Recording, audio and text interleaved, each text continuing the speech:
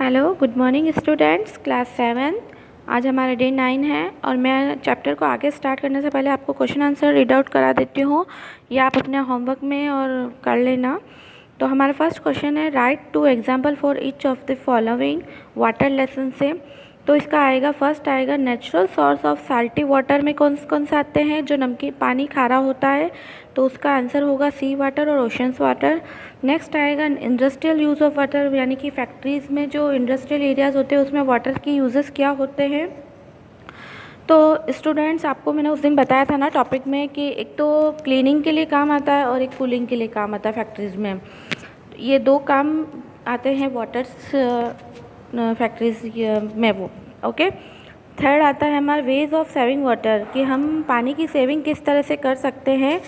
तो that is उसके लिए होगा हमारा अवॉइडिंग वाटर वेस्टिंग, मतलब कि हमारी जो हम वेस्ट यूज़ करते हैं ना वाटर्स का, उसको सेव करना है। वाटर्स बिल्कुल भी बिना मतलब के उसका वेस्टेज यूज़ नहीं करना है। जैसे आपको मैंने उस दिन भी बताया था कि जो पानी का कितना परसेंट है, 1% ही है जो हम यूज़ करते हैं, वरना 2% तो नॉर्मली, वो भी 3% में से नहीं, हमारे यूजेस लायक नहीं है। जो फ्रेश वाटर है वो सिर्फ 1% रह जाता है। तो डर आप उसका अंदाज़ा लगा सकते हैं स्टूडेंट्स कि 1% वाटर को हम किस तरह से यूज़ कर सकते हैं, उसका मिसयूज़ नहीं कर सकते, उसको जितना हो सके उसकी सेविंग कर सकते हैं। ओके, क्योंकि धीरे धीरे जिस तरह से आबादी बढ़ रही है, जिस तरह से पॉपुलेशन बढ़ रही है, जिस तरह से हमारी जो आज की जनरेशन है उसको ध्यान में रखते हुए क्या है कि वो बहुत वेस्ट करती है वाटर। तो पॉपुलेशन बढ़ने के साथ ही हमें क्या है, वाटर की सेविंग करनी बहुत ज़रूरी होती है स्टूडेंट। नेक्स्ट आता है हमारा पॉल्यूशन ऑफ द वाटर। तो उसके लिए garbage and the harmful chemicals, इसके लिए क्या होता है कि वाटर्स को ख़राब करने के लिए जो होता है वो एक तो हार्मफुल केमिकल इफ़ेक्ट करते हैं और दूसरा है गैसेस का काम करते हैं। नेक्स्ट क्वेश्चन है हमारा, how much of the earth water is available it us of fresh water, यानी कि पृथ्वी पर कितने % पानी जो हिस्सा है वो हमारे यूज़ करने लायक है।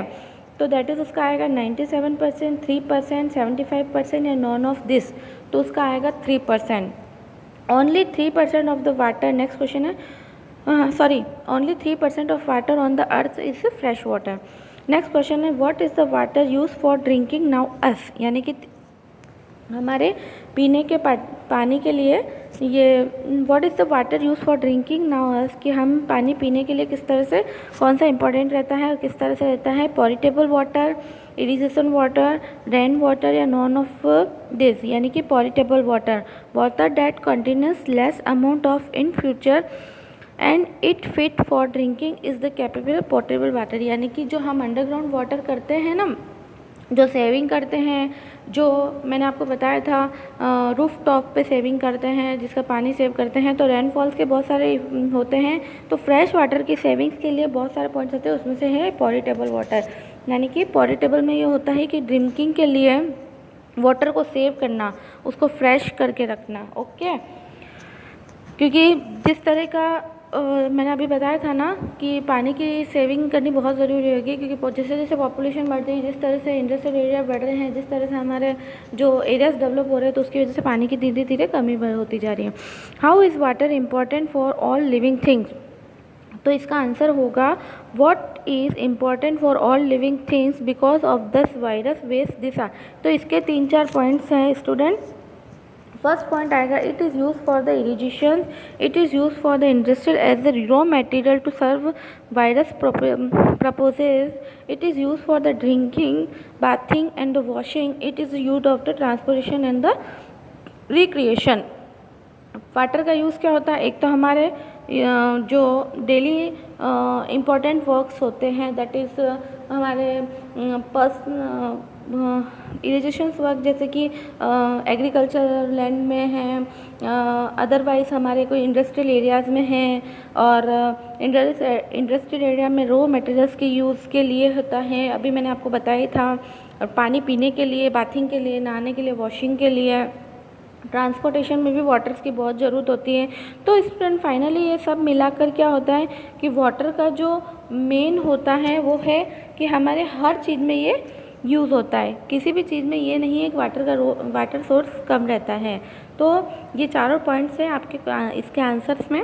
नेक्स्ट आता है what is the rain water harvesting, how can it help us to conserve water, यानी कि वो जो रेन वाटर का हार्वेस्टिंग जो करते हैं हम, उसकी हेल्प को किस तरह से कंजर्व कर सकते हैं।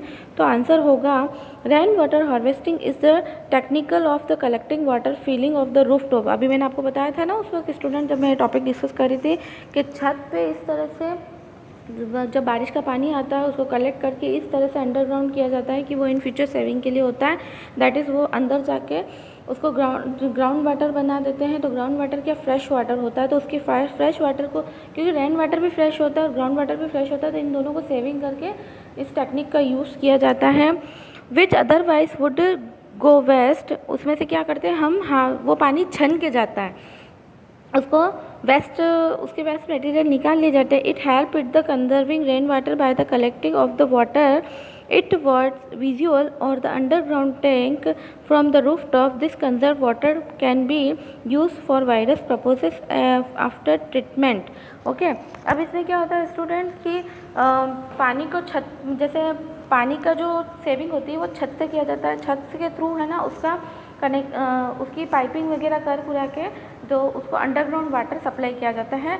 एटलीस्ट उसमें जालियाँ लगी होती है, उसमें बारिश का पानी जो होता है वो कलेक्ट करके अंडरग्राउंड किया जाता है। और वो पानी जब बारिश होती है तो बड़ी जैसे हैवी रेनफॉल होती है या नॉर्मल रेनफॉल होती है तो भी उसमें इतना मतलब होता है, कलेक्शन हो सकता है कि आप 2 से 3 साल के टाइम निकाल सकते हैं। तो दैट इज़ ये वाटर सेविंग का एक बहुत अच्छा तरीका है। इसमें पानी छन के सेव किया जाता है, अंडरग्राउंड सेव किया जाता है, टैंक बनाया जाता है, दैट इज़ उसका डायरेक्शन छत से रूफ टॉप से किया जाता है और उसमें जालियाँ वगैरह लगाकर जिस तरह से उसकी सेविंग की जाती है तो दैट इज़ वो पानी अंडरग्राउंड होने के बाद फ्रेश हो जाता है। ओके स्टूडेंट, यहाँ तक आप होमवर्क कंप्लीट कर देना। Thank you very much.